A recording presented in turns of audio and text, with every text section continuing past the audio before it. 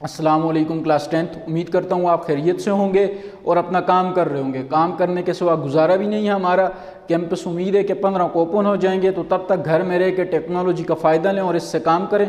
चलते हैं अपने लेक्चर की तरफ बच्चे। आज हमारा बायो का लेक्चर नंबर ओवरऑल 37 है और आज वाले लेक्चर में हम लोग डिस्कस करेंगे मैकेनिज़्म ऑफ विजन और साथ में डिसऑर्डर ऑफ आई को। और आप लोगों का जो होमवर्क है वो क्या है आपके पास, आप डिफ्रेंशिएट करोगे किसके दरमियान, एक्वस एंड विट्रस चैम्बर। ये जो एक्वस और विट्रस चैम्बर होते हैं इनके दरमियान क्या डिफरेंस है, ये करने के बाद अपने ग्रुप्स में अपने नाम के साथ भेज देंगे। आपकी अटेंडेंस भी मार्क हो जाएगी और साथ में आपका होमवर्क भी कंप्लीट हो जाएगा। चलते हैं बच्चे अपने टॉपिक की तरफ, मैकेनिज़्म ऑफ विजन की तरफ, कि हमें नज़र कैसे आते हैं। टॉपिक समझने आप लोगों ने कि ये जो हमें विजन हो रही है, ये जो मैं ब्लू कलर का सर्कल लगा रहा हूँ ब्लैक कलर की राइटिंग के ऊपर, ये आपको कैसे नज़र आ रहा है, इस मैकेनिज़्म को आप लोग समझेंगे बच्चे। देखें, the light ray coming from the corona and lens makes an image. अब जो लाइट रे आपके पास आती है किस किस से हो के आती है, कोरोना और लेंस से हो के लाइट रे आपके पास आएगी। ये लाइट रे इमेज बनाएगी, किसके ऊपर इमेज बनाएगी, आप सबको पता है रेटिना के ऊपर हमेशा आपके पास कौन सी चीज़ बनती है, इमेज बनते हैं। और ये आपके पास MCQ है। The light coming from corona and lens make an image on which part. नीचे आपके पास पार्ट होंगे तो रेटिना के ऊपर आपके पास क्या चीज़ बनेगा, हमेशा इमेज बनेगा। ये चीज़ याद रखें। देखें, ये आपको नज़र आ रहा है एक इमेज की शक्ल में। अब ये इमेज आपके पास कैसे बनेगा, ये जो लाइट है अगर मैं अंधेरा कर देता हूँ यहाँ पे आपको नज़र नहीं आएगा। ये लाइट जो है ये रेस की फॉर्म में जाती है, आपके कोरोना और लेंस से स्ट्राइक हो के जाती है, किधर सीधा किधर जाती है, आपके रेटिना के ऊपर।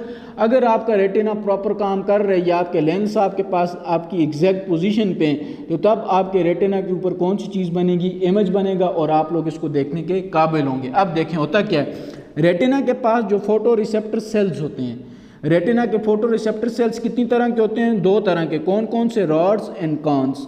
तो फोटो रिसेप्टर सेल्स जो रेटिना के होते हैं वो क्या करते हैं बच्चे, आपके पास प्रोड्यूस करते हैं, किस चीज़ को प्रोड्यूस करते हैं, नर्व इम्पल्स को।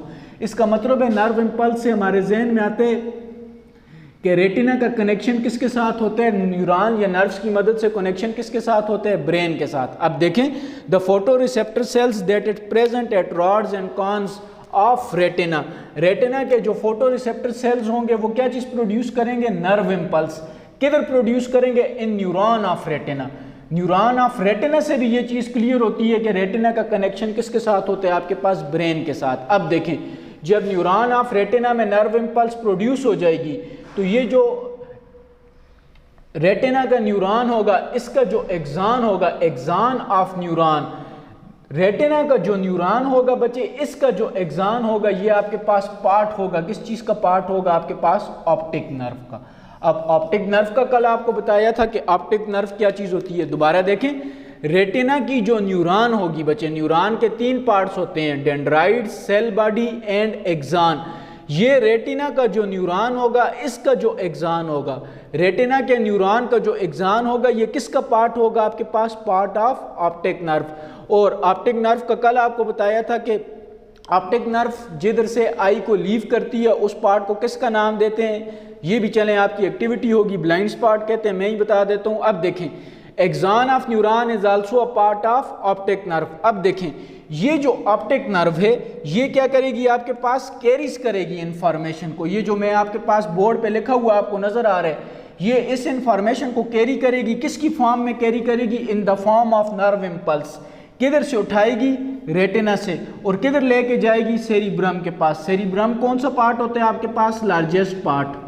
किस चीज़ का लार्जेस्ट पार्ट होता है, largest part of fore brain का लार्जेस्ट पार्ट होता है आपके पास। अब देखें, एक्सान किसका पार्ट है, ऑप्टिक नर्व का। ऑप्टिक नर्व क्या करेगी, इंफॉर्मेशन को, ये इंफॉर्मेशन है जो आपको बोर्ड पे नजर आ रहे हैं, इस इंफॉर्मेशन को ऑप्टिक नर्व यहाँ से उठाएगी आपके कोरेना, और उसके अलावा कोरेना से और लेंस से पास होते होते जब रेटिना तक जाएगी, रेटिना के पास से ऑप्टिक नर्व इस इंफॉर्मेशन को उठाएगी, सीधा लेके जाएगी किसके पास, सेरिब्रम के पास।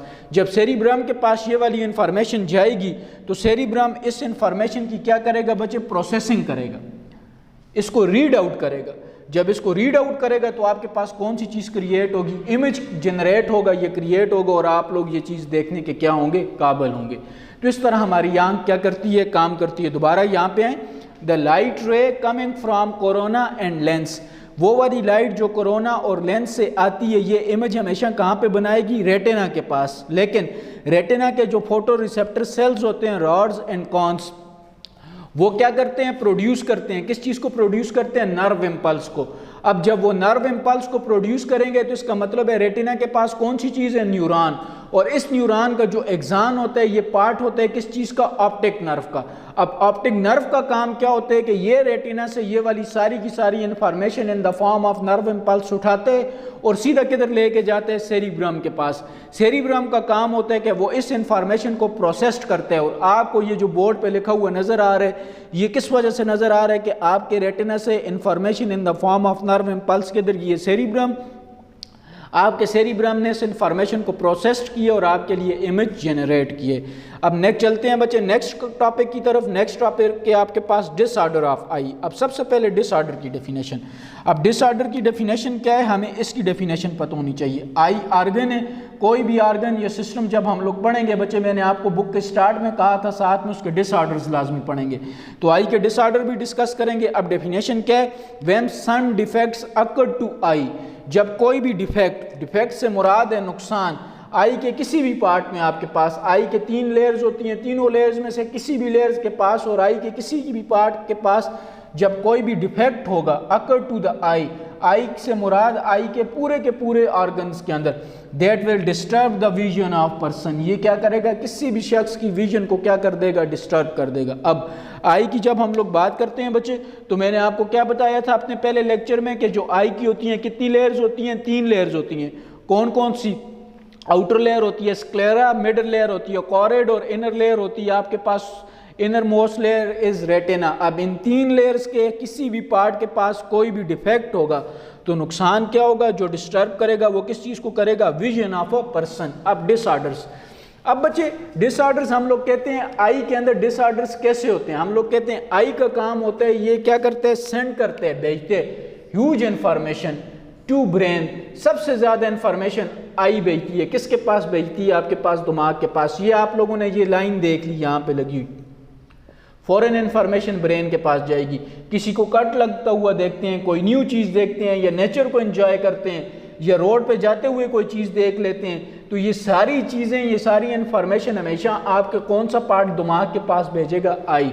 अब देखें, इफ सम डिसऑर्डर अकर, कोई डिसऑर्डर होता है, it will disturb the person life, ये पर्सन की लाइफ को डिस्टर्ब कर देते हैं। किसी शख्स को नज़र नहीं आ रहा तो वो नेचर ये अपनी लाइफ को क्या एंजॉय करेगा। इसका मतलब है कि कोई डिसऑर्डर होगा स्पेशली रिलेटेड टू आई, और इसकी मदद से पर्सन की पूरी लाइफ क्या होगी, आपके पास डिस्टर्ब होगी।